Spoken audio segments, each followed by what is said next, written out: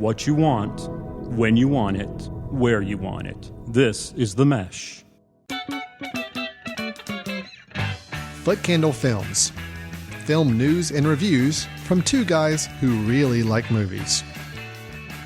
This episode is brought to you by the Footcandle Film Society. For a schedule of upcoming screenings and membership information, visit the Society's website at www.footcandle.org.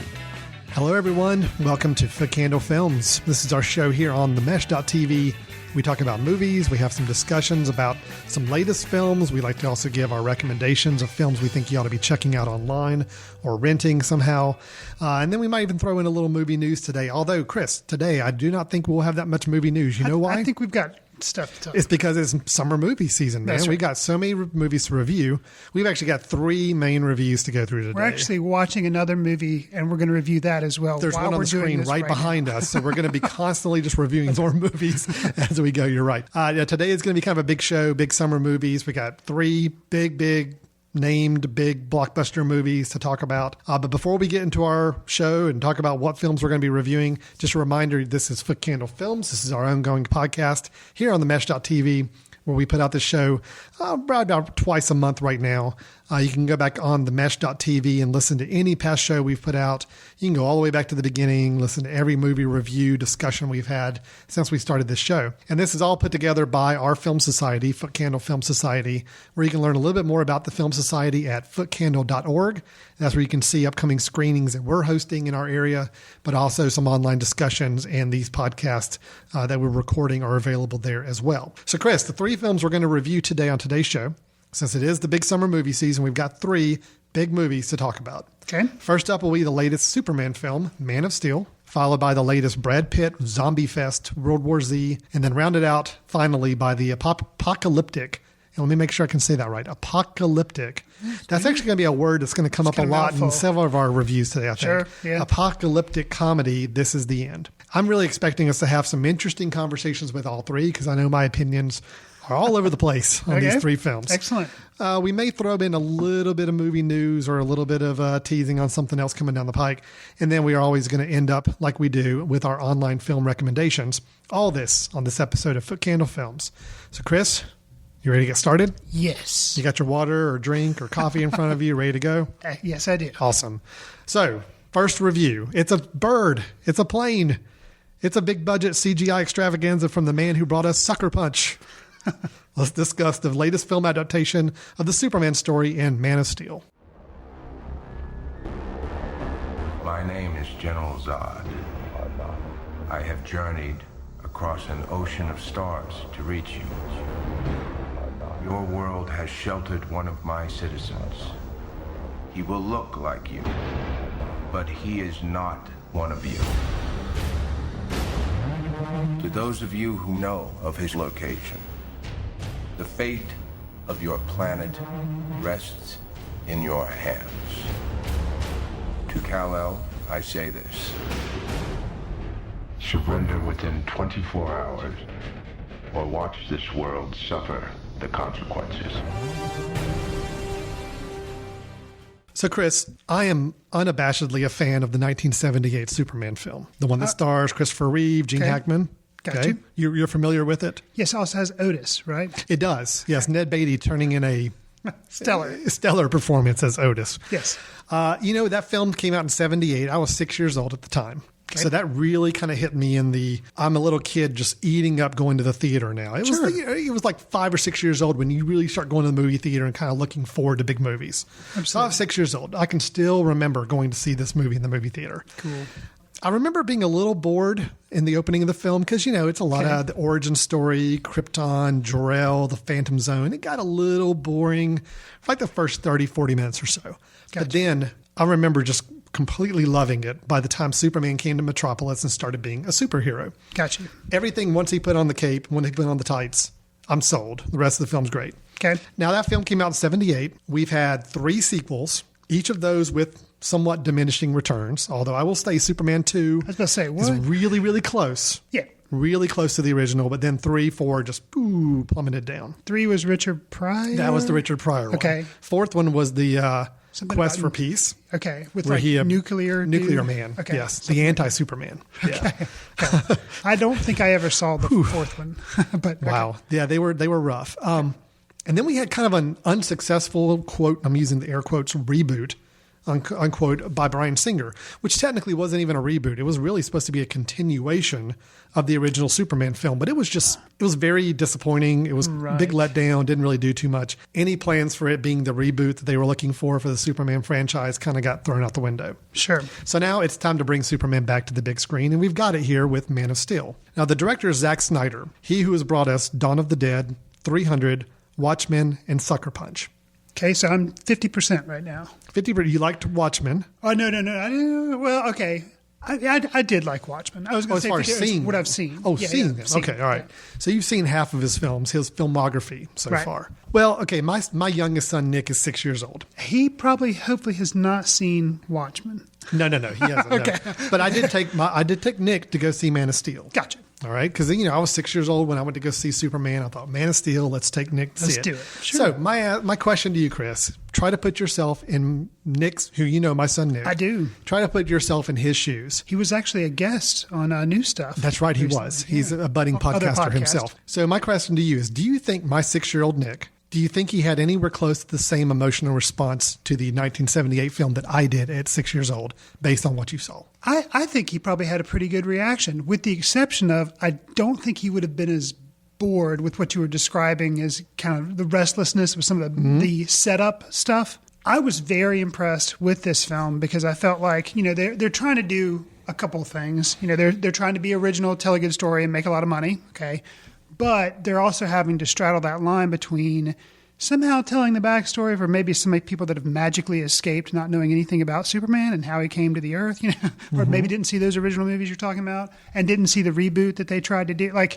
So they're trying to do some education, but yet they're also trying to make a good movie and trying to satisfy everybody who's already seen all those movies and try to do something new. And I feel like what they did was a perfect smashing together of the original 1978. 78. Okay, the original movie and then the second movie, and slamming those two together and making a perfect, air quotes, I guess, reboot. But yet they still had enough original material in there that, me having seen both of those movies, I was still interested in it. It was different enough.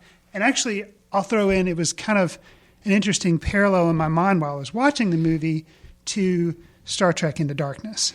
Because, that movie, as we discussed in previous episode, it was basically touching on things of Wrath of Khan. Mm-hmm. And this movie obviously was touching on the whole Phantom Zone characters and General Zod, which we'll get to him in a second. And I enjoyed the way they were like, okay, well, we're just not going to tell an origin story and basically waste a whole movie for those who already know the origin story, because that would be kind of boring, in my opinion. And we're not just going to remake the second movie. We're going to do both, and I think they did both pretty well. And for me not being a Superman fan, we've gone on record, more of a Batman guy than a Superman guy, I liked this movie. I thought it was entertaining and good for a good entry into the Superman franchise. And I think it seems like Superman is kind of cursed when it comes to being on the big screen and being successful. I think they could easily make a sequel off this one, even though box office returns have gone down. And, people are, I guess because they didn't answer the question, how does Superman shave? I guess because they didn't answer that. And they, they have all this setup and commercials for that. And then the movie credits were rolling. I was like, dude, how does Superman shave? I was troubled by this. No, I wasn't. But if anything, I think the promotion at Gillette and all these other things that we're doing with promotion for Superman that started months before the movie ever came to the screen, and toys were at Walmart and I think a lot of people were kind of sick of it before it actually came to the screen. Mm-hmm. And that has nothing to do with the movie. It's not the movie's fault. It's just, the machine's fault. So there you go. So how did you respond to it, Alan? How did Nick? First of all, tell me, how did Nick respond? First off, how sensitive are these microphones? Can you hear me just breathing so intensely heavy on this side of the mic, ready to go after you on this? Because I'm sorry, this movie sucked. Wow! Okay. Wow! Well, okay, let me backtrack. That's amazing. If the film cut and broke, like the projector broke halfway through, I'd walk away saying, you know what, it was okay. It was a pretty good movie. I'm sorry, but the second half of this film just killed it. killed it for me. If I wanted to watch basically Transformers level destruction for 45 minutes, no, it was horrible. Horrible. Oh, I disagree. All right. The first half of this film, I think, does a pretty good job of setting things up. I'm buying it. I'm digging it. I'm digging it to him getting to Earth. I'm here. I'm with it. Doing the flashbacks back to him as a kid. I'm loving all that. I think it's working great. I've got high hopes at this point. But then we start into the action sequences. And I tell you, this guy, Zack Snyder, just does not know what to do with these things. It's just basically, let's have them throw each other into buildings for 30 minutes and let's make the action sometimes so incoherent where you don't know what's going on. And we've got something going on with planet reshaping, morphing or something, but then there's this other thing going on and it's kind of hard to tell what's happening. I mean, at that point, I've just got a headache for the whole last 45 minutes of this film. It really, really disappointed me to the point where, honestly, if the film had broke halfway through and I was told that I was just going to get my money back, I'd say, no, you can keep it. That was a pretty good half of a movie. I'm okay with that. The second half, man, what a huge, huge letdown for me. And I was really looking forward to this. I mean, I'm not a huge Superman fan, but I do love the mythology. I like the big America's superhero and kind of this big, larger than life character that we all know the origin story for. And I love anytime people can take a different spin on it. Sure. I really liked what they did with the backstory and how they introduced it to us. But gosh, just this second half of this movie just killed it for me. Absolutely killed it. Well, and I can understand. I mean, I clearly like the film a lot more than you, but I will not give it a pass and say that I just think it was wonderful. I mean, I guess I am giving it a pass, but I'm not just going to say it was flawless. Okay. I will agree that the action sequences, I guess they just have to be this way today in today's world. They did get to be kind of cluttered and kind of schizophrenic a little bit. But I will say, I felt like let's say there are a couple of set pieces, a couple of big action sequences. And I felt like there's one specifically between Superman that takes place on it's kind of like a high noon setup where he's facing off against one of the women from the Phantom Zone. I can't remember her name. But I thought that one could have been deleted. Well, it could have been deleted, but honestly, that was at least the easiest battle scene for me to follow. Okay, well. Even though it was not a great battle scene, it was kind of extra. It just really didn't have to be there. At least it was the one that, I could follow a little bit. But even during that scene, which happens right about in the middle of the movie. Okay. As I'm watching that action scene, I'm like, oh boy, this is not a good precursor for where we're going, because it started to go into that over the top, drawn out long action sequence. At least that one was done a little bit better than I think what we had in the whole last 30 minutes. Well, and see, I thought that one was kind of boring. I didn't really see the point of it. The ones in the last 30 minutes, I felt like as crazy as they could have been. And yes, they are kind of all over the place, schizophrenic, hard to follow. But I was able to follow them, and I felt like they could have been a lot worse. And the two that I'm kind of referencing here to give you a reference for, we're kind of referencing the same thing, but for our listeners, there's one where there's a machine that's trying to mess up the Earth. Okay. That one I felt like was, for the most part, handled okay. And then there's a battle between, no big surprise, this is an action movie, between Superman and a main character, General Zod. Yes. Okay. And that one I felt like was handled pretty well, because they are both very superpowered people. And what are they going to do but be throwing each other into buildings? And there were pullbacks where you could see what happened. And yeah, it's kind of repetitive, but it's like, well, both of these guys are really strong. Both of them are technically invincible. So yeah, they're going to be able to keep doing all this really abusive stuff to one another and survive. Like, I don't know. I felt like it was what I kind of would expect to see in a Superman movie. Well, because he's kind of limited as to what cool things he can do. I don't know. I just think there could have been a more creative way to give us action in this kind of movie without it just being, okay, person A takes person B and throws them to a building. Okay, now person B is going to pick up person A and throw him into a building. Right. And we do that for about 20 minutes. It was just too much. I'm sorry. I think filmmakers today that are given these big budgets and these big action set pieces to try to put together, it's just, let's go crazy with the CGI and let's not try to worry about actually having people act on anything. And even Michael Shannon, who does play General Zod, I thought he was outstanding. Well, I think he was good with what he was given. I don't think he was given a whole lot, but I think he did his best with it. I enjoyed it when he was on screen. But, there again, the last 20 minutes, it's not really him we're watching. It's a CGI version of him being thrown around. So it really lost a lot of the impact for me. Well, let me ask you another pretty important question, talking about how you liked Michael Shannon when he was given something to do. But then, yeah, you're right. A lot of times it's just a CG thing. It's just snarl at the camera and yell, and that was about it. But when he did those things, he was awesome. Right. It was just, Well, how did you feel about Henry Cavill being Superman? I liked him. And see here again. Okay, here's. Let me go through my likes. You got to compare the two. I want to go through my likes because I'll tell you. Absolutely. I thought the casting, with one exception, was great. I thought Henry Cavill was good. Okay. Now, granted, again, I don't think he's given as much to work with. Okay. And I think he was only given a couple moments where he could show any charm at all. But when he was able to show it, he's very charming. He's a very good Superman. Unfortunately, the Superman that was written in this movie was boring. He was a boring Superman. Most of the stuff happened around him as opposed to actually him happening with it. And I think that was a strength of the movie because I think Superman is boring. And so that's why, for me, like, he has like his father, who's played by Russell Crowe, Jor-El, right? Mm-hmm. He was a very interesting character. Zod is very interesting to me. And those are interesting people. So I didn't mind them kind of, in a way, taking over the movie. Because to me, Superman, like, his origin, or if you don't, you're given it in the movie. And he's just not that. He's so perfect and so Mr. like America, and I do everything by the book, that he's not that interesting to me. I will say, and I'll let you get back to your strengths, but I was just commenting on Cavill. Sure, I'll go ahead. One of the strengths of this movie, too, for me, was that Superman, towards the final bit of the film, he has to make a choice. Oh, we're going to get to that in a minute. About doing something. And for those who follow the comic books, there's a fundamental difference between how Superman handles things and how Batman handles things. Mm-hmm. And he's kind of forced to take a very Batman type approach to something. And by doing that, he is clearly like, it rocks his world. And really? I thought it did. And for me to see that, I was like, man, that's awesome, because it's like he doesn't have a choice, but the way he has to handle something, and it's kind of in the moment and everything. And I was like, wow, that's really cool that he had to do it that way. And I can't reveal too much without kind of spoiling. So you've got that in your positives column? Yeah. Really? Yeah. I like your notes. I just want to make sure he had to make more of a Batman decision than a Superman decision. So, well, let me get back to my likes, because that part was certainly not negative. That was not in my likes column. Sure.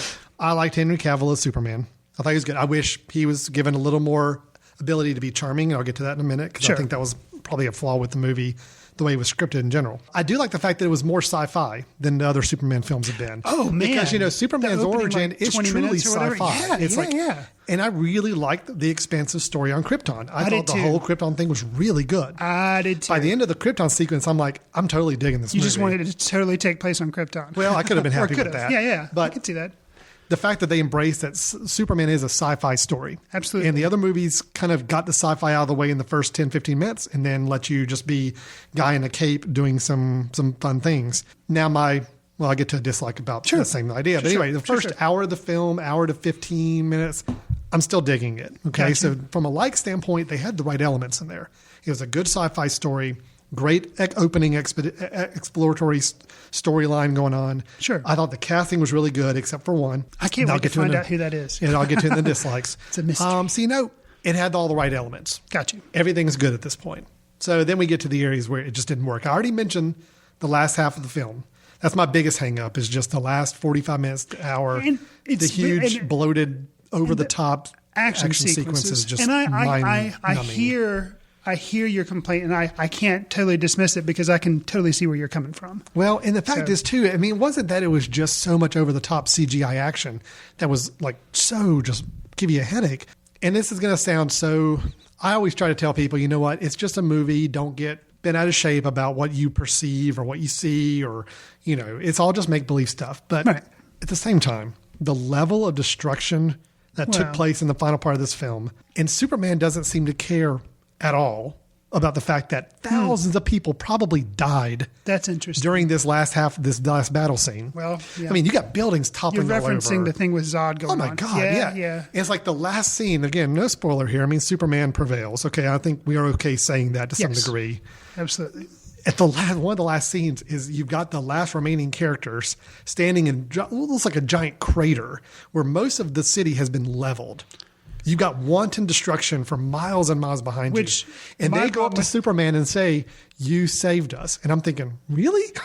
Because it kind of looks like thousands of people probably just died in the last half hour. That really bugged me. And I don't know why I'm so hung up on it. I don't normally get bothered by tons of violence or decimation of cities in a movie. But I guess the fact that this is Superman and he's so upset during that pivotal scene you described about having to make a choice to save 3 people And he's so tormented about this choice he has to make to save these 3 people. But yet I guarantee you hundreds, if not thousands of people have just died during this fight and scene. You're thinking way too much about it, which I understand. It's a summer movie. But you're right. I had not taken that into consideration. I was treating it like the Avengers scene in the Avengers movie where they're like doing the same type crazy destruction all over the place. But in the Avengers, the aliens are attacking. The aliens are attacking, and you don't see. You don't think the Avengers are causing any havoc? They're trying to close up stuff, and I'm sure they're affected by it. They're bothered by all the wanton destruction going on, but it just didn't seem anywhere close to the level of what we saw with this film at the end. I just think I hear that, and especially you're talking about the juxtaposition between the choice that I was talking about. In retrospect, thinking about it now, I guess it doesn't really. I just made you turn on this. No, you still like it. No, I still like it, and I still like that. I still like that moment. But does that moment resonate now as much if I kind of explore the points of the movie? And I'll tell you, Chris, too, about that ending controversial decision. Again, I'm not bothered by the decision that had to be made, the choice he had to make. I actually thought that was a very human thing to do. There's 2 problems I have with it. One, nowhere in the film do we get to see Superman being a hero until this big fight scene. Now think about this for a second. He lands. How about the school bus? No, yes, he's as a kid. He's not Superman. Okay, I'm talking about like in the cave. He's made courageous decisions. Yeah, he's made decisions, absolutely. Okay. And I'm saying like he puts on the suit and he's ready to be Superman. We don't ever see him being the superhero guy. Basically, the next time we see him wearing a costume, he's surrendering himself to the army because General Zod wants Superman and wants to arrest him and hand him over to him. So I wanted to see more of him dressed up in the suit. A little bit. Just a little bit. Man, I'm so glad that I didn't see that because you've seen that hundreds of times. I wanted to see a little bit just to know that he was already being respected as somebody who was putting human life above his own. And I just never got that sense with him. And so when he makes that decision at the end and he's so tormented by this decision he has to make, it rang a little false for me. Wow. I didn't quite get on it. And then problem number 2, the very next scene is the one source of humor we've got in the movie where he brings down a satellite in front of the army guy and is like, no, you're not going to need that. I disagree. There's more and he's chuckling about it and kind of this, it's the first time we see him be the charming Superman, which I'm fine with that coming at the end. We get a little bit of that. But it was just weird to go from the scene where he's very upset and very tormented to the very next scene, hi, I'm Superman and I'm Mr. Charming and saying something funny. The scene you're describing with the humor, that was the worst scene in the movie for me. You didn't like that? No, I thought the dialogue was horrible, because what the F are you doing? And I'm not leaving it out. That's how they phrased it in the movie. It just was dumb. And it was really silly. The charming that you're describing that was in some of the old films, but as a kid, it didn't bother me. That's the kind of thing, if it had been in films nowadays, or if it was in this movie, I would have hated it because that kind of cutesy charminess stuff irritated me. There were some little drops of humor that I thought, specifically the one. But I like that because I don't like, me. I like my movies separated, just like they're on a little TV tray. My comedies are over here. My action movies are over here. I don't want my food or movies mixing together. Chris's movie TV tray. I love it. So, but I liked the one time when he was being interrogated. There again, he turns himself in like you're talking about. And I'm guessing this is the character that you don't like. Amy Adams playing Lois Lane. Wow. And I liked her. And I'll tell you why I don't like her in a minute, but go ahead. But she, they're kind of discussing things back and forth. And she's like, and he said, what's up with the S on the chest? He's like, it's not an S. It stands for hope. And she's like, well, you're on Earth. It's an S. Yeah. I thought that was that's the kind of stuff that I really respected because it gives you some origin stuff, but yet it's like bringing it up to date. It's a very reboot type thing, but it was kind of cleverly done. And it was just enough humor without being like, it's not like some big punchline that people are going to be saying back and forth to each other. I really appreciated it. And it referenced older movies, but I really thought that was really cool because that's something that, like I say, I struggle with Superman because his costume's kind of dumb to me, flying around. And they did a good job modernizing it and saying it's not as much of a costume as how this is everybody back on Krypton. This is how they dressed, and they I just thought that all that stuff was really good, and I appreciate that piece of humor. I enjoyed the mythology setting up of it. I really did, and believe me, I think this is a much more thought out Superman story than what we've had in the past, and I appreciate that. Yeah, I just wish that they could have done. I wish they could have done the ending action more justice. Make it more of something you really get inspired and excited about. I mean, my kids got bored in that last bit. Really? Even with the action sequences and stuff? Yeah, because it was just too much. I mean, it was just at the end, it was just your mind's kind of throbbing, your head. It was just too much. And I think that was the problem for the kids. Well, my son, my 11-year-old was loving this up until really deep into the action scene. Even when the action stuff really started getting heavy at the end, he's like, oh, this is awesome. But then by the end, he's like, oh, yeah, it just kind of went on too long at the end. I'm like, yes, it did. So, the ending was tough. I didn't really care for Amy Adams in the movie. And the only reason is I liked the way they wrote Lois as a character. I liked her being more of I'm a true journalist and I'm going to go out there and find things. I thought she wasn't a good fit for it because I guess. So you thought she was miscast? Yeah, I think she brought too much of her own Amy Adams persona to it. I would have really liked to have had somebody new, somebody unknown, somebody who could really craft this out and make this their own. Amy Adams was a big name to throw right in the mix of it. Yeah. And then they used her as just a go-between between Superman and Jor-El, like through most of the film, which I didn't really care for either. She became basically a way for Jor-El to communicate what was going on. She has to share that with Superman. Now she has to go back and get this from Jor-El. It was back and forth a little too much. But that all happened in the second half. And I kind of like that because it got Russell Crowe some more screen time, and the way that was handled instead of him just being in the first. Yeah, that I didn't mind. I actually liked the fact that he was a little more obvious. Right. And he gets to have I guess you could call it a confrontation with Zod. I mean, yeah. And I thought that was interesting. It was interesting. Oh, and the one touch I really liked is when Jor-El is basically educating his son on the history of Krypton, and they do this really cool effect. Oh, yeah. With almost like moving sculptures and mural things. type things in the background. That was awesome. That was probably my favorite visual effect in the whole film. Right. So there was a lot going in good for this film. It's just, you leave thinking about the last bit of the film you saw, and that last half hour to 45 minutes just killed it for me. Absolutely killed it. Got me so mad almost and disappointed walking out of the theater at that point. So it sounds like, honestly, the conversation we're having, from what I'm reading online, is a conversation a lot of critics are having. Some really liked it. Some really hated it. It's a very divisive film right now. It's not doing as great box office wise. So whether they bring Zack Snyder back for a sequel, I don't know. They had hoped that this would be the springboard for like a big Justice League movie. And it still could be, but I think the box office is really going to dictate whether or not people are really gelling with this movie or not. Well, do you agree that it's a better reboot than Superman Returns? Oh, absolutely. Okay. Better reboot. Now, I think Superman Returns at moments was better filmmaking. Okay. It was just a more boring film. Agreed. That I think they went completely the other end of the spectrum with this. It was almost over the top action and stuff. Somewhere in the middle, there's a good Superman movie. If you take some of the better elements of Superman Returns, add in the whole first hour of Man of Steel, and then give it a really good end action sequence, you'd have a perfect Superman movie, I think. We're not quite there yet in my mind. But from what you've read online, are the chances of a Justice League movie now non-existent? Yeah, it's hard to say, and I think they're still watching to see what the box office does. But, I mean, they are still planning a Man of Steel 2 with Zack Snyder planning on directing. Really? I'm nervous about that, but I will say there's enough in this movie to make me curious about a sequel. Well, but I hope they rein it in and hope they just don't go over the top with what they did in this one. And Zack Snyder alone, I kind of hinted at. I think he's interesting. Have I cared? 300 I wasn't that really big on. Watchmen I liked okay, but there were definitely some problems. I don't really like him as a director. Yeah. But I think he's interesting. Not like him. I will say that the strengths for me were the fact that Michael Shannon was Zod. Also, Damon Lindelof helped write the script. And I think pretty much anything that he has a hand in, I think I'm going to go see because he did... Oh, wait, no, he didn't do this. He did something else. Sorry. That's another review. Yeah, David... Lindelof did WarZ, so we'll talk about that in a minute. We'll talk about that. Sorry. Yeah, you kind of threw me there for a second. All right. Yeah. Sorry. No, Christopher Nolan. Nolan, yeah. That's the tangent I want to go. You want to hear something interesting, though? Yes. I've read that Christopher Nolan personally did not approve of the ending of this film. And you know what I'm talking about, the controversial scene you were describing. Really? Yeah. Which I thought was interesting. The choice scene. Mm-hmm. Huh. That's supposedly out in all the news markets, is that Christopher Nolan did not like that ending, did not like that scene, was very vocal about not caring for it, but they went with it anyway. Huh. Which I thought was interesting. Interesting. No, the very first half of the movie was very Christopher Nolan-like. I could definitely see his touches on the film. Right. I think the flashback sequences, I think some of the mood, yeah, I could see Christopher Nolan's fingerprints all over it.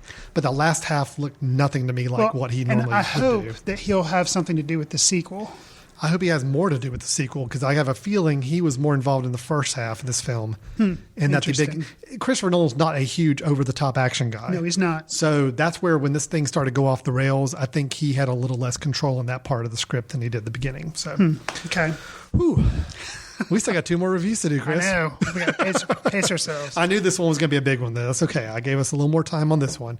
Overall, a little divisive conversation here. Chris was more in favor of it than I expect him to be.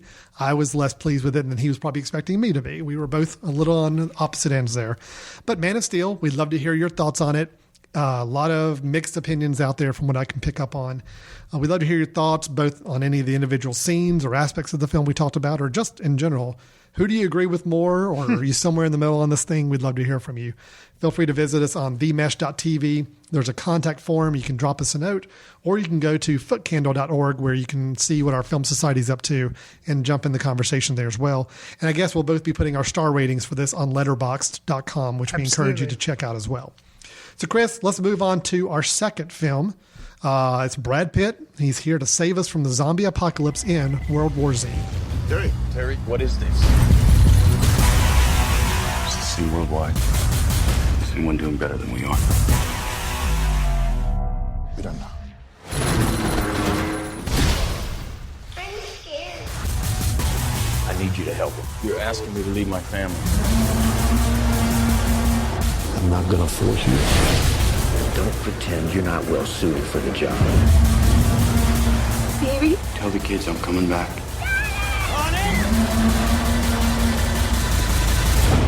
Just, I'm coming back. Alan, you like watching trailers. I do like watching trailers, yes. I feel guilty when I watch them because I should not base a movie on the trailer, but I do anyway. But sure. You often seek them out, and then you'll tell me, hey, you should check this one out. Sometimes I do some. Okay, let's stick back in time to 6 months ago. Yes. You are sitting in the theater awaiting the start of Django Unchained. Lights go down, and a trailer starts for this movie. And I'm going to describe to you the trailer that could have been there. Would have said, dun, dun, dun, from the director of Finding Neverland, Stranger Than Fiction, and Monsters Ball. And then the next credit says, and from the mind of the son of the man who gave you Spaceballs and Blazing Saddles comes World War Z. I'm buying my ticket right there. You've been like, yes. Okay. So, considering your thoughts with how they would have been, well, let's just ask a realistic question. With the trailer that you did see, probably starting up to be 6 months ago, because I've seen just over and over again. With that trailer in mind, how did you feel differently, or did you feel the same when you walked out of this movie? I'll tell you honestly. And again, the trailer has been out for a while, and it's a much derided trailer, rightfully so, because I thought the trailer made this film look horrible. Mainly because the CGI of these zombies, like as a swarm and building towers to climb walls, just looked preposterous. It just looked ridiculous. I'm like, you know what? This is going to be a mind-numbing CGI fest like the last 40 minutes of Man of Steel. And I'm like, I'm really not looking forward to this movie. Okay. I love The Walking Dead. I'm not a huge zombie fanatic of the film genre, but I do love the TV show. So I know they're kind of riding a little bit of that same zombie enthusiasm. So I'm willing to give the film an open mind because I do like The Walking Dead. And I thought this had a little bit of similarity to it from what I could see. But the trailer, man, did not look good at all. I will tell you, though, I came out of this movie pleasantly surprised. I actually thought this movie rose above what it could have been. Okay. In a way, it actually gave me the anti-Man of Steel in that the last 30, 40 minutes were a very small, intimate action scene or action set as opposed to a big blockbuster one. I can see that.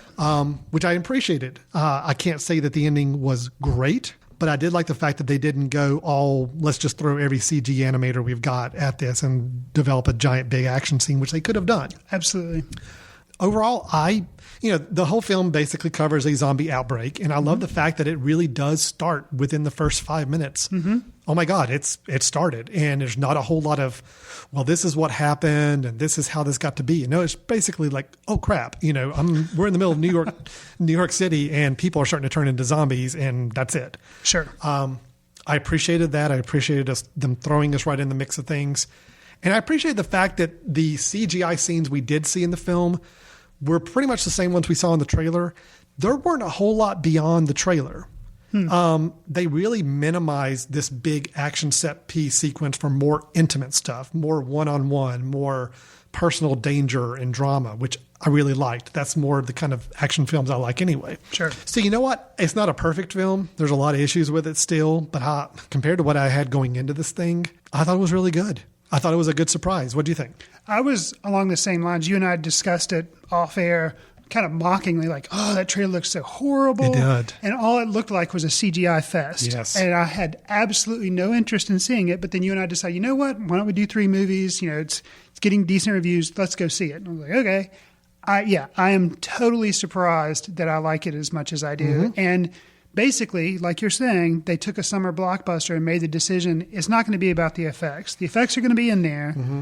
but we're more concerned. And actually, it's not a scare and horror movie No, type it's thing, not. which with zombies you would figure maybe it would be, kind of. Very little of that. But it was more of a contagion, more world epidemic type of thing, which I liked more. Right. I actually thought, let's spend a little bit more time trying to figure out where this came from and how different countries are dealing with it. And it was more of a mystery, Yes. which I appreciate, which I did not expect at all. And I'm along the same lines with you. I really enjoyed the mystery aspect of it and responded to that a lot more than, I do other zombie movies. I think overall I was pleasantly surprised. I mean, there's a few misgivings with it. I still feel like the CGI scenes we did have of all the zombies was still kind of dodgy.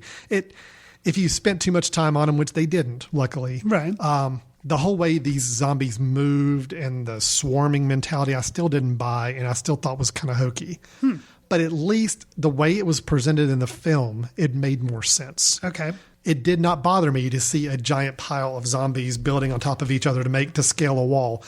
The way it was handled in the film and the way it wove into the story, it made sense. Made sense. I felt like it did. And they kind of explained, too, it's more grounded in, I guess, it's movie reality. It's not reality, but it's movie reality about it being basically a hyped up hybrid of rabies.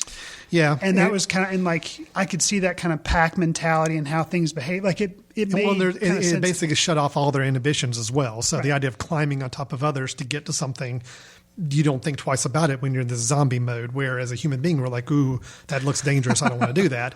Right. That's why people would, these zombies would hurl themselves off the building to try to reach a helicopter because there's no fear. There's no inhibitions keeping them. I get that. And it, like I said, the way it was presented in the film, it definitely made it more viable. So those big CGI scenes did not bother me that much in the film at all when they came up, and they were relatively short. And again, most of the scenes were inside an apartment, in these darkened hallways, running from one place to another, on a aircraft carrier, which I thought was kind of an interesting little setup, where basically the families of the critical people, and by critical, like people who actually have some stake in helping solve this issue, their families were given safe boarding on an aircraft carrier, where people who were deemed not essential, basically their families had to get booted off, and they said they were on their own. I love that dynamic, and the fact that they set up Brad Pitt's character, who I don't even remember his name, but it doesn't really matter. Jerry, yeah. Gary. He's supposedly an expert in this kind of epidemic and has had dealings with other countries dealing with outbreaks like this. I think the way they set up the drama for him, where it wasn't just a matter of, I need to save my family. It's, okay, if I don't play along and help the military solve this problem, they're going to boot my family off this safe aircraft carrier, drop them into some other country. Lord knows what's going to happen to them. Right. So he's got an automatic, their stakes are very high for him. And I really like the way they set that predicament up for him. I agree. I thought that was really well done. And I thought Brad Pitt was fine. I mean, I don't think he did anything outstanding. I think he was just kind of doing what he had to do in the role. He was your typical action guy movie, but they also didn't make him the big buff action hero. No. There are actually several scenes where he's cowering behind soldiers while they're getting shot up, and he's basically waiting for things to die down before he runs to the next scene. Yeah. So I appreciated that as well. I liked one of the things that struck me about this too was that in this apocalyptic kind of movie with zombies, usually you're in one place and you see world events happening everywhere else, but you don't actually go to those locations. Yep. And this movie, it's like Philadelphia or New York, and you're like, okay, this is happening. And then Brad Pitt basically gets to go globetrotting. Yeah. And you follow him. Korea. And instead of just seeing all these things on TV, you see Korea, you see Jerusalem, right? You see, Israel and stuff. And you see a place, I think, somewhere in the UK. I'm not sure exactly. But you see all these different places, and it's like, okay, and it gives you a sense of like, yes. You definitely feel it's a global epidemic. They did a good job. I mean, suppose this is one of the most expensive movies made. And you could definitely see the money on the screen. They definitely had a lot of good sets going on. They had it was a very globe-trotting type of film feel to it. I thought that was good too. I mentioned the ending. I thought the ending, it felt a little anticlimactic, but in hindsight, I'm still fine with what they did in the end. I think it was a much better way to end the film than what typical Hollywood films would do to end the film. It was a little low key. The last set piece is a little more intimate in this hospital. Yeah.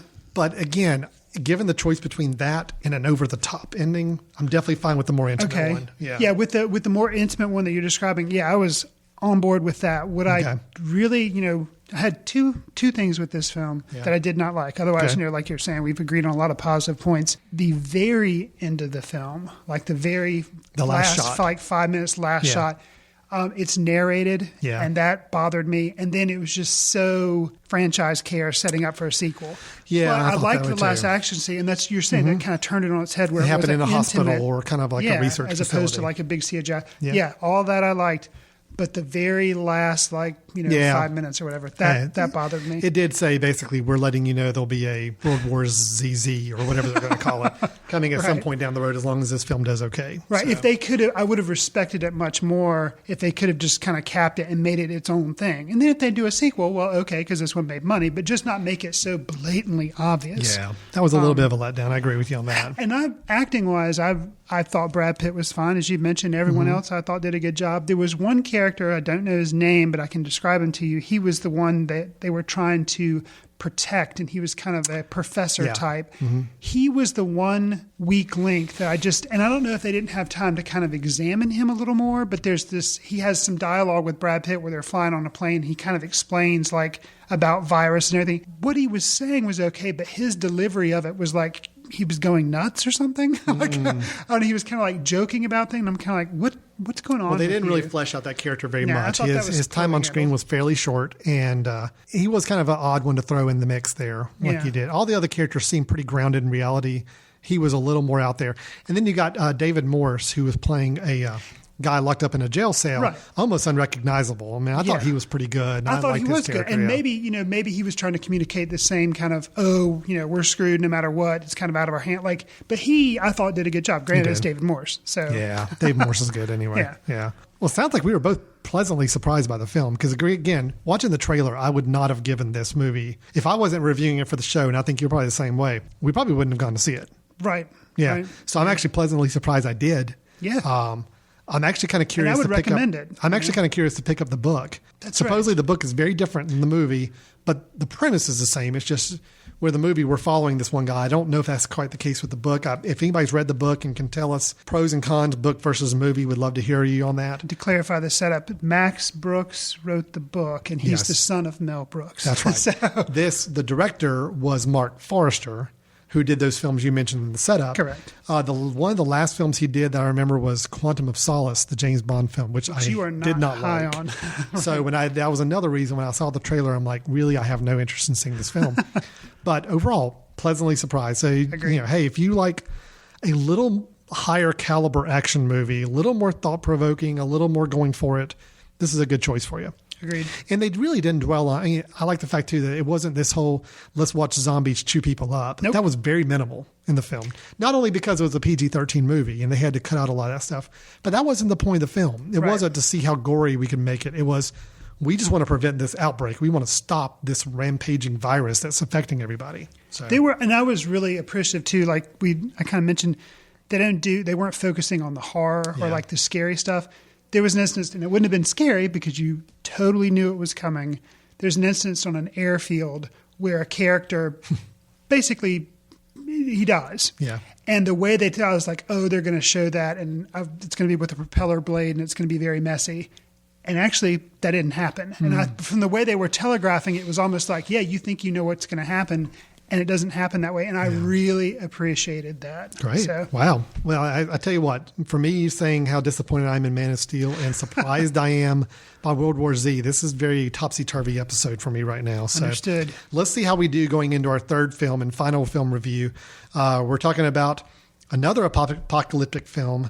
This one, a little bit of a different skew on things. This one, a few more laughs, as we join Seth Rogen, Jonah Hill, James Franco, and a slew of other comedian actors in This Is the End. The sheriff's office is urging people to stay in their homes right now. looting, rioting. For all we know, the Lakers could have just won, and that's the reason why all this is happening. I think it's the apocalypse. It's all in here. And he opened the bottomless pit. The sinkhole, every single time I turn on the news, sinkhole in South America, a bunch of South Americans getting sucked into the ground. Sinkhole in my house. What you want, son? We should just stay in here and take inventory of all the food we have. We got 12 bottles of water, 56 beers, Nutella, CT Crunch, a Milky Way. Can I have that Milky Way? No, you can't have the Milky Way. It's my special food. I like it. I want some of the Milky Way. I'll be pretty bummed if I don't at least get a bite of the Milky Way. Oh my God! So, Chris, This Is the End takes the word meta to a whole new level. The idea that meta is kind of where people in the film kind of know they're in a film, or maybe they're portraying themselves to some degree. We certainly have that here, where you've got a film starring a group of today's funniest people working in film, or at least a good number of them, having them play themselves. So, Jonah Hill is Jonah Hill in this film. Michael Cera is Michael Cera. But they're also going to have somewhat exaggerated or skewed versions of themselves in some cases, which we'll go into in the review a bit. Playing survivors as humankind goes through what they are calling the rapture, and probably is by the course of the movie. With such a depressing premise, people watching the end of the world and huddling together in a house, being the last survivors basically on the known world. Fair share of gory violence and death mixed in. The main question I got to ask you here is, did this film make you laugh, Chris? And if so, how much? Did it make me laugh? Yes. I think I may have laughed 2 or 3 times. Uh-oh. But outside of that, I wasn't a big fan of this film. I thought that the premise was interesting, but I felt like it just didn't deliver, and it fell way short of the hopes. And maybe that's the problem. The expectations and the hopes that I had of it was being well reviewed. It's made a lot of money. It's like 86% fresh on Rotten Tomatoes. And I was like, okay. And I felt like it was nothing more than a mashup of a sequel, an American Pie sequel, and a Scary Movie sequel mashed together. Not the original movies, mind you, the sequels of any of the franchise, and like mashed together. That's what I thought this thing ended up being. Meta, I wish it was more meta than it was. Started out on the right note and being like making comments about themselves. There were some clever movie geek type things, but then it just degenerated into like poop jokes, fart jokes, and I didn't. But they were funny poop and fart jokes. I thought this movie was really funny. Okay. I don't know what my expectation level going in was, but I think this group of people, for the most part, are very funny. I enjoyed walking together. Yeah, well, he was a little much, but everybody else I thought was very, very funny. I enjoyed it. I had a kick with it. I mean, I went in with very much turn your brain off and just kind of soak it up and enjoy it for a while. I thought some of the dialogue, I thought some of the scenes of just them interacting with each other was very, very funny. I thought the party scene at the beginning was very funny as well. Just a lot of people playing against their perceptions or types. That's at the very beginning of the movie. Yeah, but the idea carries through a little bit more. I mean, Michael Cera is kind of a coked up sex fiend. That's hilarious. I think that's really funny. And then you've got some other characters kind of playing against type as well. I don't know. I really enjoyed it. I thought it was fun. I thought it actually, I was kind of surprised if some parts it got a little bit of the horror movie tropes down pat. I had fun with it. I thought it was a good film. The beginning, the setup, the party scene you're describing, all of that I appreciated. Once the rapture happens, once the initial thing happens, it starts to slide off. It starts to like go downhill really fast. It's like they're doing a slalom and it's like just shooting downhill to where by the end, so it's like the first 20 minutes, okay. After that happens, it starts to go downhill to where I could not wait for the end of the movie. Wow. End of the movie, some of the things I was like, okay, it kind of, there was a laugh or two waiting for me at the end of the movie. So I was glad. I thought there were a lot of laughs waiting at the end. I was glad that I sat through it. Normally with comedy movies like this, the first opening bit's very, very funny. Right. And then it always runs a little dry by the end. Sure. I thought this one kept up its pace pretty well. I mean, it did lose some of the laughs in the latter half of the film compared to the first half, but I still think it kept up a pretty good pace. Well, the things that I appreciated, so that I can, like you're saying, some of the Hollywood references, they referenced the Freaks and Geeks ties between Franco and Rogan. So I was like, okay, that's good. The reenactment of Pineapple Express 2. That was funny. Or not reenactment, I guess it would be an enactment. Right. That was funny, and that was after the apocalypse happened. But Yeah, I could not get past Jay Baruchel. He was like, and I guess he's supposed to be. I don't know a lot about him, and I haven't seen him. I know who he is. I've heard the name, and I've seen his face, but he was like fingernails on the chalkboard. He was playing the quirky content quota way up to the max. And and I almost think he was the only one that seemed to be acting. Yes. And where the others, I think, were just being themselves. I hope Jay Baruchel's not that way in real life. And I never bought the friendship between him and Rogen. I just never, and criticism, okay, it's a Seth Rogen movie. I know there's going to be like drug humor. Yeah. I get that. They have the obligatory drug montage between Jay Baruchel and Seth Rogen kind of at the beginning. That one I was actually fine with. But then they do another one. It was like they were desperately grabbing at straws for content. Like, I know, let's do another drug montage. Okay. And like they did that again. And I was like, really? That's when, actually that point when they had to rely on that for another comedic thing, I was like, oh, come on, guys. Well, I thought that was just lazy. I thought this was a fun movie. It's one of those where there's some scenes you'll want to go back and watch again. If you enjoy the movie, they're funny enough. There's a few scenes I wouldn't mind watching again from it. I thought it was fun. I thought it was an interesting premise to it. I liked the way it ended because I don't want to give away the ending, but it ended on what in some other films would be a very depressing note. I mean, this one actually kind of, it had a fun ending. I think they had a great idea. They had a good beginning and they had a clever end. It was just that middle point where maybe they were ad-libbing a lot and maybe they were just kind of trying to come up with funny things to happen that I just felt like it fell flat. And you're right. With comedies, you kind of expect, you know it's going to be more of a roller coaster than just straight fun all the way through. But the middle of this movie just absolutely died worse than I thought it would. So, well, let me tell you just a couple things I want to call out. And I thought I like Danny McBride in this. I thought he was funny. Jonah Hill, not so much. Jonah Hill was weak for me. Danny McBride, I appreciated. I thought Danny McBride was good. I thought Seth Rogen was fine. James Franco, I don't like James Franco. I just don't. Really? I don't really care for him, no. And I think he was almost a little more hamming for the camera in this film than maybe the others were, but he didn't bother me that bad. I think, oh my gosh, what's his name from The Office? Oh, Craig Robinson. Craig Robinson I thought was really funny. I liked him a lot. Well. So anyway, I thought, thought it was good stuff. And I enjoyed most of the acting. I thought, I don't even want to call it acting. I think it's really a bunch of guys sitting around making up ad-lib scenes and dialogue. But I had a fun time watching it. I generally enjoyed being around this group and enjoying their exploits. So I liked it. I thought it was fun. Huh. So, okay. So let me get our scorecard together. Sure. For the three films. Seen three movies. I really disappointed with one. You were pretty disappointed in another one. Right. We were both pleasantly surprised on the third one. So we kind of evened ourselves out a little bit on this whole thing. We did. Oh, interesting. That's a very odd set of reviews there. I know, it is. Chris, what we're going to do here, we're going to take a quick little break. And when we come back, we'll also have our recommendation of film for the month and see if there's anything else we want to chat about. Before we wrap up this episode of Footcandle Films, stay tuned. We'll get back to your show in a moment.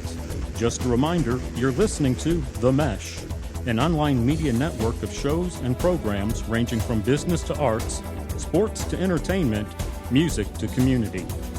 All programs are available on the website as well as through iTunes and YouTube. Find out more at themesh.tv and give us feedback on what you like. And now, as promised, back to your show.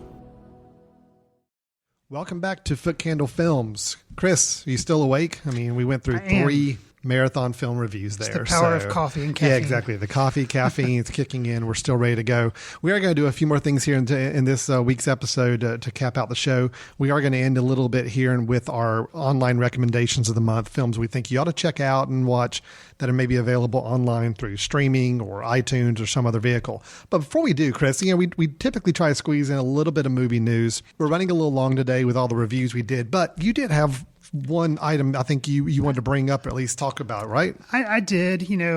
We talked about usually I do not watch trailers. Yes, you're Mr. Anti-Trailer. Yeah. It is true. However, I did see a trailer and I can't help but mention it because I think it looks really good. The Counselor. Counselor. Yeah, have you seen or heard? I've heard of it. I haven't seen the trailer for it. Okay, the trailer's really good. It's the new movie by Ridley Scott, and it's written by Cormac McCarthy, who did No Country for Old Men, and he wrote The Road as well. So, he's got pretty good writing under his belt. And the stars are pretty, they are out for this movie. We have Brad Pitt, Michael Fassbender, Javier Bardem, Penelope Cruz, Cameron Diaz. Wow. And those are just the ones that I know of. So Fassbender working with Ridley Scott again after Prometheus. Okay. Yep. You said Brad Pitt?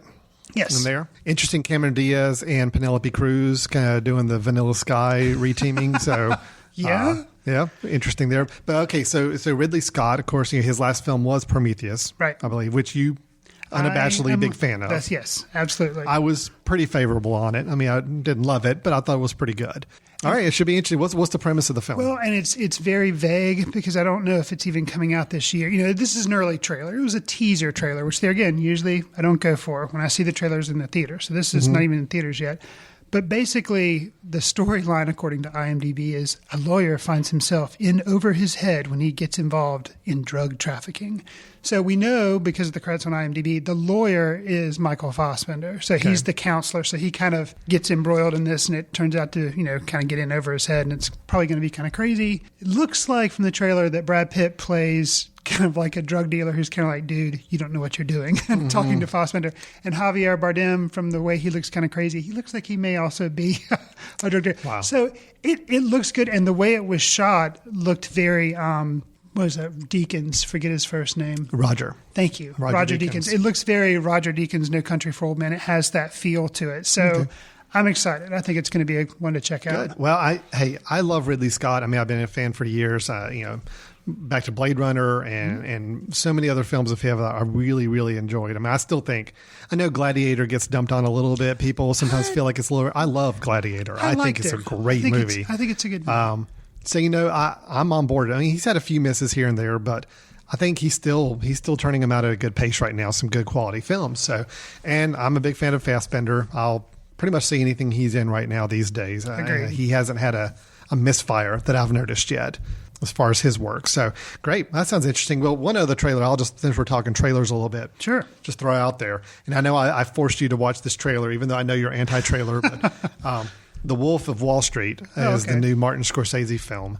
That is, I think it's coming out maybe this winter, December. Maybe November. Yeah, November, December. Again, Leonardo DiCaprio as that is now Martin Scorsese's Robert De Niro. I mean, that is his guy that every film he makes now, I think, is going to have Leonardo DiCaprio. I was waiting to see when Leonardo DiCaprio was going to get on stage during the Rolling Stones documentary that Martin Scorsese did. Kind of walk I felt like that was reason. He needed to be there. Sure.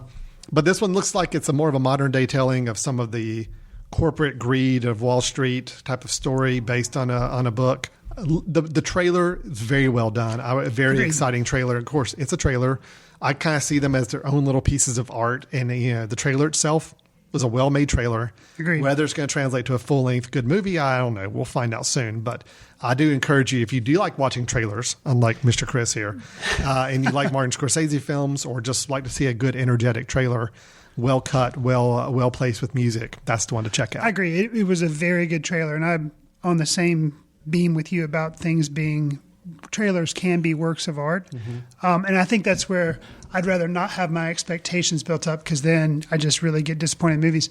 Another one I can think I would just mention really quickly on that line. We should actually maybe talk about trailers sometime and kind of give some of our favorites. I think that'd be fun. That'd be a fun thing to not necessarily a top five, but just list them. Yeah. One that immediately pops to my mind that ended up not spoiling the movie for me and was amazing was the Social Network trailer that featured the Radiohead song. Like, that was just perfect. That was with the chorus singing "Creep." Right. And, yeah. Right. Yep. That was a just, good trailer. That was genius. Because that was it was crafted to be a trailer, as opposed to, hey, we have all this footage, let's just cut it up and make it look good. Right. And let's take the best parts of what we shot and put it together into 2.5 minutes.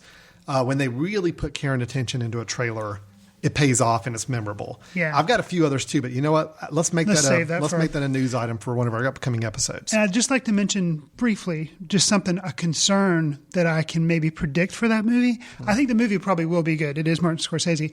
But watching that trailer, and I liked it, I wonder if there's going to be any Gatsby backlash towards that movie, because if you think about it, I know you haven't seen Gatsby, but you've heard me talk about it and you kind of know the storyline. It's very similar. Gatsby is this really rich guy that kind of plays outside the rules and has all this stuff. And this trailer is a very similar guy that's kind of, he's big time and he has all this money and he does similar things. And I was like, I wonder if there's going to be any people like, we've just seen Leonardo DiCaprio in the same role. I don't know. I'm just curious to see. That'd be very interesting to see. But I love Martin Scorsese. I think he's still my favorite filmmaker working today. Okay. As far as overall quality of work and just the fact that people could argue maybe he's not exactly where he was back in the late 70s, early 80s. I say he may not be exactly there, but he's pretty darn close. Good. I'm a big fan of The Aviator. I think I'm one of the few, but I love that film. I thought Gangs of New York was really good. I just, I love his films, really do. So I'm excited about this one. Looking forward to it. Okay, let's move on to our recommendations. Now, these are where we like to talk about films that maybe you're not aware of, maybe they've slid by you past your radar when they came out, or just ones that it's good to bring back up over time. But hopefully these are all ones that you can actually find online, whether you got to rent it, buy it, stream it, whatever it may be. It's all available to watch at your home TV anytime you want to is kind of the message here. So, Chris, let me toss it over to you first. What's your recommendation for us this week? I am going to recommend highly the 2007 film from Jeff Nichols, Shotgun Stories. Oh, you did see that. And yes, I did. And it stars Michael Shannon, who we talked about his role in the Man of Steel as Zod. And in this film, he plays a brother who... it's a family that his father was kind of a mysterious figure, and he dies at the very beginning of the movie, and he and his brothers attend the father's funeral, and they were half brothers, and he had another family, kind of another life that he started after he basically abandoned Michael Shannon and his brothers. Mm-hmm. The funeral is a very ugly ugly scene. Basically, he ends up spitting on the father's grave, and it gets kind of out of hand, and a fight starts.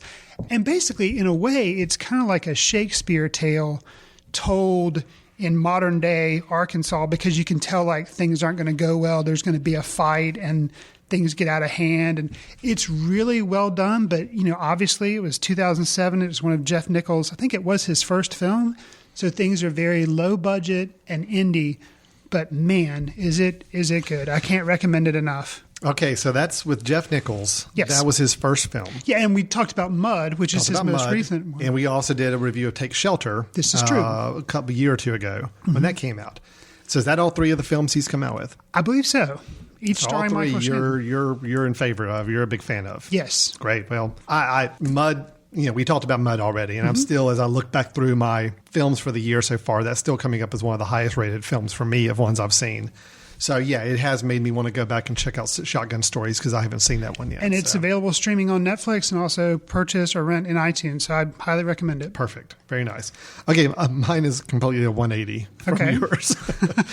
As I was looking through my list of films that I like and maybe others don't, I found one that, I'm a huge Saturday Night Live fan. Okay. Love Saturday Night Live. I'm the kind of guy, I stay up till 11:35 to watch Saturday Night Live when it's live.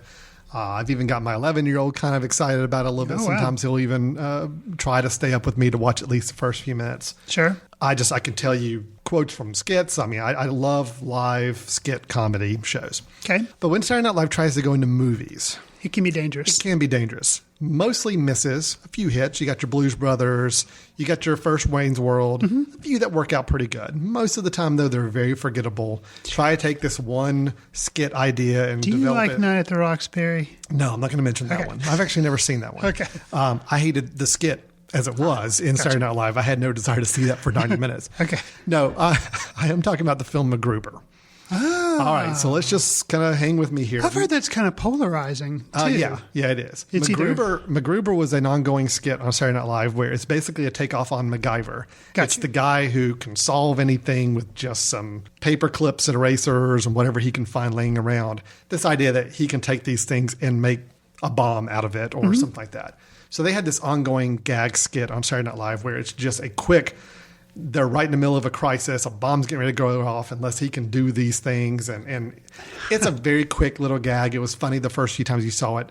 The skit ran a little long throughout the seasons. They kept going back to the well on it. Sure. So when they announced... Who's the main... It's Will Forte. Will Forte. Who I think is really funny. I think he's a very talented comedian. So anyway, so they made a movie out of this. And the first when I heard the movie was being made, it's like, oh gosh, here they go again. Taking a little skit idea that was funny in small little doses. Turning it into an hour and a half film, it's a bad idea. This film doesn't completely work. Okay. But I will say I probably laughed harder in this film than most films sitting in the theater watching. Okay. Will Forte stars as MacGruber. Kristen Wiig. This is one of her first feature films, where she got a big role. Stars as his ex-girlfriend, Vicky St. Elmo. I just love the names anyway. That is an awesome Val name. Kilmer's your bad guy. Oh, okay. Val Kilmer. Looking a little large, Val Kilmer. Just going to say, this is Val Kilmer, not quite in his prime, but they kind of play off that a little bit. And you've got Ryan Phillippe, is that his name? Okay, Ryan Phillippe, kind of as the straight guy with MacGruber. So the four of them are kind of making up this whole movie. Even just reading back through some of the quotes that a website's put up of a lot of the quotes from the movie, I mean, they're hilarious. They're just funny lines. It's really well written. I will say probably one of the laugh out loud funniest sex scenes I think I've seen in a film. I'm just going to leave it at that. Okay. It's gross. It's a lot of, how do we say it? This is poop the end. jokes. A lot of poop jokes. Not for the faint of heart in some places. Okay. Very vulgar in many places. But I will say, as far as Saturday Night Live skit movie ideas go, I think it was pretty good. Now, is it available for streaming or is it just on iTunes? I don't remember if it's streaming or not. I'll have to check and see, but I do know it's, of course, it's available on iTunes. Sure. But it is, if you like dumb comedy, if you like a little more scatological comedy, if you like just absurdist comedy, sure, this one's actually got something for you, I think. I think it's worth seeing. Now, it is very polarizing. If you look on all the review sites, it's pretty much half hate it, half love it. Okay. It's developed a little bit of a cult status. There's even been some rumors circulating through Will Forte that they're working on a sequel down the road. Really?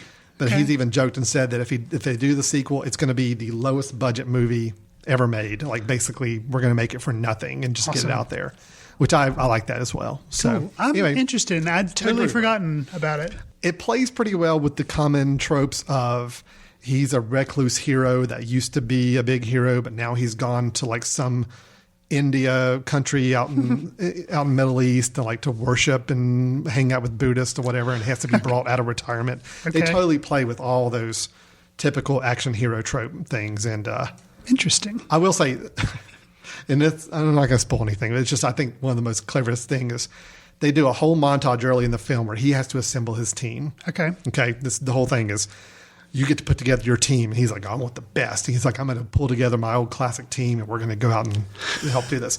So they do the whole montage where he goes to all these different places. One guy's working in a metal shop somewhere. It's the typical, MacGruber walks in, the guy sees him and lowers his helmet and it's like, nods his head like, oh yeah, we're back on the team again. So you go through this whole montage. Awesome. And you get them all compiled in this Jeep as they're going to go drive to the mission. Nice. And then the Jeep blows up, killing all of them, within minutes after he just spent all this montage time assembling the team. Awesome. And it's just his reaction to that happening and just the fact that you just watch this whole assembly part and now it's just completely blown up. I think it's hilarious. I think that's just the kind of comedy. If you thought that concept is funny that I just described, you'll probably get a kick out of some of the movie. I think this movie is going to resonate with me. I have an idea it's going to work. All right. So anyway, check it out. Okay. Check it out. We will trade. I want to watch Shotgun Stories. Okay. You can watch MacGruber, and we'll see how each of us like those. So. Deal. Well, Chris, I think that about wraps it up for today. So we reviewed 3 movies: Superman, Man of Steel. We talked about World War Z, and we talked about This Is the End. Sounds like our opinions were kind of all over the place on those. I'm saying thumbs down on Man of Steel. You seem fairly positive on it. Yeah. We were both positive on World War Z. I was positive on This Is the End. You were not. Me, not so much.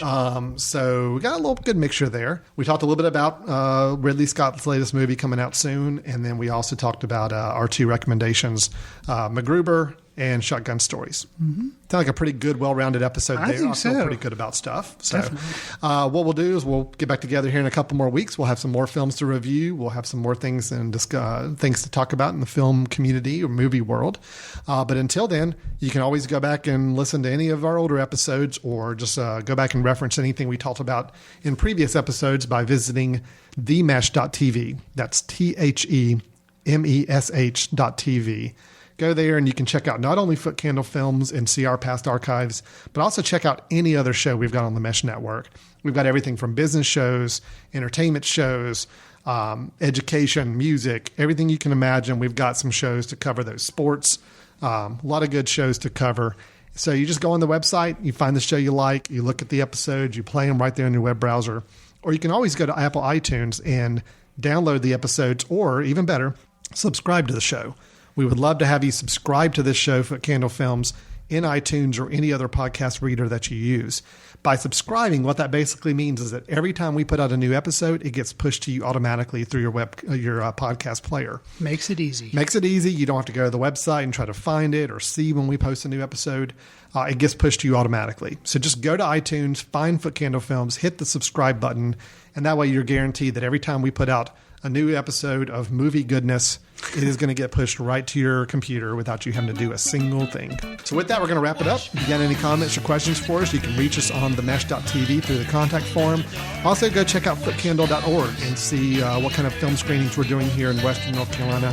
We put together a special screening once a month here in the local area, and then we talk about the films afterwards. So love to have you come join us, or at least check out and see what we're doing. So until next time, Chris.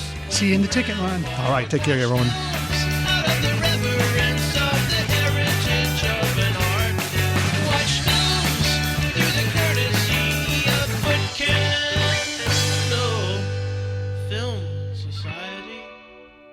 Special thanks to Carpal Tuller for the show theme music. For more about Carpal Tuller, visit www.carpaltuller.com.